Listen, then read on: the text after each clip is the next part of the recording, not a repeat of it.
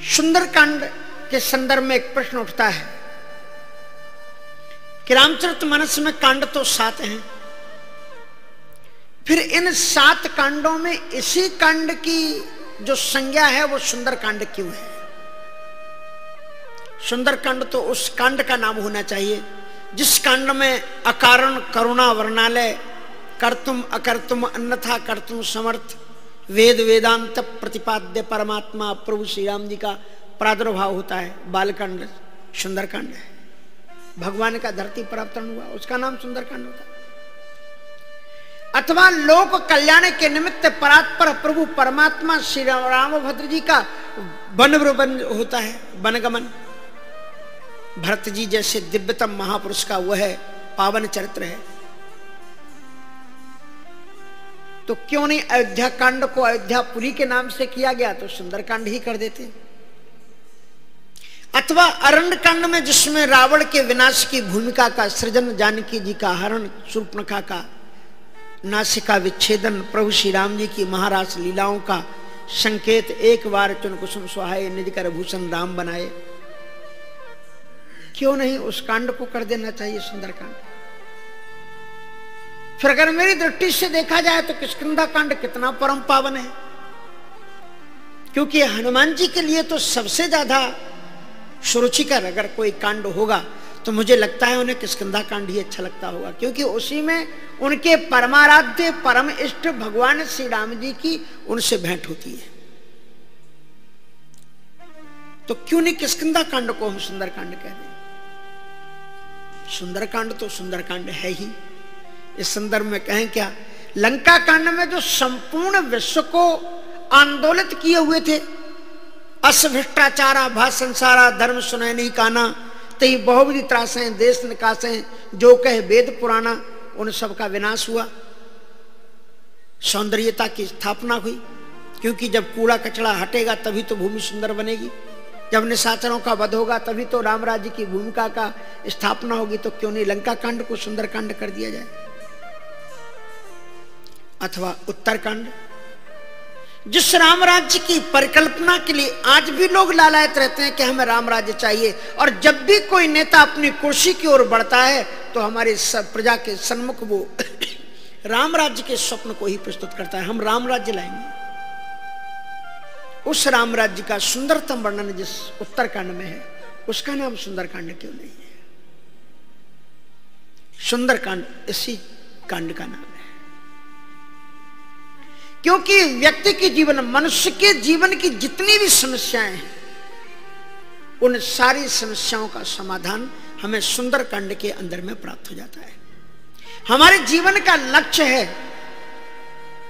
कि भारी भवसागर उतार तो कवन पार, जो पय रामायण तुलसी न गावतो। हमारे जीवन का जो मुख्य लक्ष्य है, नर्तन भव बारिदिकहु बेरो, सन्मुख मर्त अनुग्रह मेरो। भवसागर को पार करना ही हमारे जीवन का लक्ष्य है। और उस भवसागर को पार कैसे किया जा सकता है, इसमें हनुमान जी ने शिक्षा दी है, क्योंकि वे एक सागर को पार कर रहे हैं। सुंदरकांड का शुभ प्रारंभ एक समस्या से शुरू होता है, और वो समस्या है समुद्र को पार करने की। और सुंदरकांड का समापन कहां से होता है? सुंदरकांड का जो समापन करते हैं वो अत्यंत पावन दोहे के साथ में समापन होता है सुंदरकांड का। और उसमें पूज्य पाद गोस्वामी तुलसीदास जी महाराज कहते हैं कि सकल सुमंगलदायक रघुनायक गुणगान, सादर सुनहि तरह भव सिंधु बिना जल जान। सुंदरकांड का शुभारंभ समुद्र की समस्या से है कि समुद्र को पार कैसे करें, और हमारे और आपके भी जीवन का शुभारंभ इसी समस्या से होता है कि विशाल भव सागर को पार हम कैसे करें।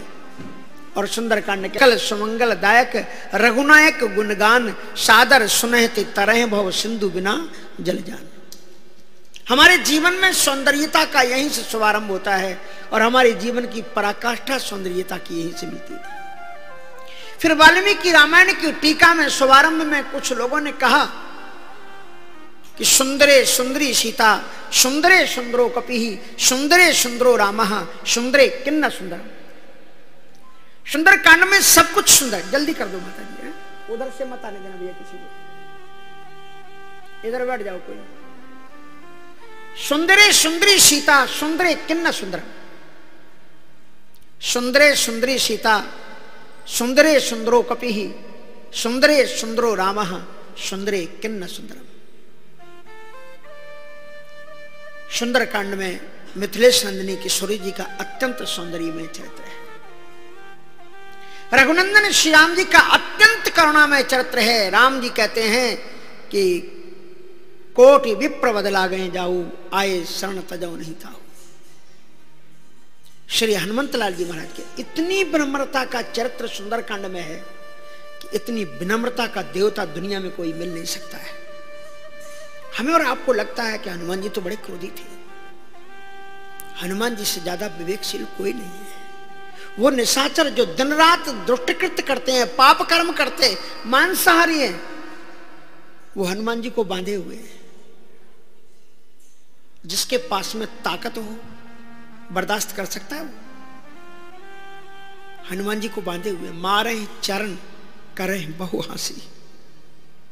हनुमान जी को वो दुष्ट राक्षस लाते मार रहे हैं, मजाक उड़ा, बंदर पकड़ में आ गया। यह हनुमान जी की उदात्तता था। सुंदर सुंदर राम, मारे चरण करें बहु हासी, बाजे ढोल देह सब तारी, और नगर फेर कपि पूछ प्रजारी। कितने सरल हनुमान जी महाराज, कितने शांत हनुमान जी महाराज। सुंदरे सुंदरो कपि, क्या सुंदर हनुमान जी का चरित्र है। हनुमान जी महाराज ने कितना सुंदर विभीषण को समझाया है कि विभीषण मुझे देखो, कपि चंचल सबही विधिहीना, प्रात ले जो नाम हमारा, तही दिन ताहे न मिले आहारा। और तुम उत्तम कुल पुलस्त्य करनाती, तुम कम से कम ब्राह्मण कुल में तो पैदा हुए हो। मुझ में तो जातिगति भी कोई विशेषता नहीं है। मैं ऐसी जाति में पैदा हुआ हूं कि उस जाति का नाम अगर लिया जाए तो भोजन नहीं मिले। असमय अधम सखा सुन मोहू पर रघुवीर, और कीनी कृपा सुमिर गुण भरे बिलोचन नीर। हनुमान जी राम जी के गुण कीर्ति को स्मरण करके फपक करके रूठते हैं। तुम राम जी के स्वभाव को विभीषण जिस दिन जान जाओगे,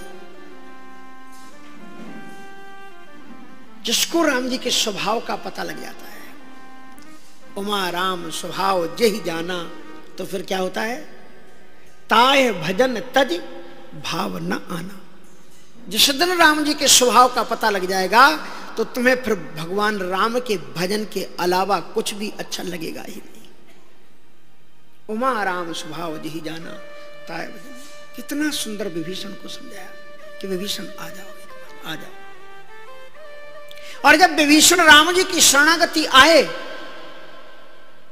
तो सुग्रीव ने क्या सुना दिया कि राखिए बांध, इसको अरेस्ट कर लिया जाए। हनुमान जी ने कहा ये क्या हुआ, बेचारे को मैं ये कहकर के आया था कि तू शरणागत आ जा, तुझे सुख मिलेगा, और ये कपिराज ने क्या किया, कहते इसे जेल में डाल दो। हनुमान जी को अंदर से बहुत बुरा लगा। तब तक राम जी ने कह दिया कि हमारा एक स्वभाव है, एक व्रत है, शक्रदेव प्रपन्नाय तवास्मीति च याचते अभयम सर्वभूतेभ्यो ददाम्ये तद व्रतम मम। जो एक बार मेरी शरणागति आकर के कह दे कि मैं तुम्हारा हूं, उसे संपूर्ण दुनिया से अभयता प्रदान करता हूं। हनुमान जी अंदर से खुश हो गए कि बस प्रभु आपने मेरी लज्जा रख ली। मैं इस विभीषण को समझा के आया था कि एक बार तू राम की शरणागत आ जा तेरा। और हनुमान जी सुग्रीव जी कह रहे हैं इसको अरेस्ट कर लो। देखो आप सुंदरकांड में कितने चरित्र हैं, कितने सुंदर सुंदर चरित्र हैं। सुंदरकांड में यह बताया गया है कि तुम्हारा घर कैसा होना चाहिए, तुम्हारा जीवन कैसा होना चाहिए, तुम्हारा पहनावा कैसा होना चाहिए, तुम्हारी बोलचाल कैसे होनी चाहिए।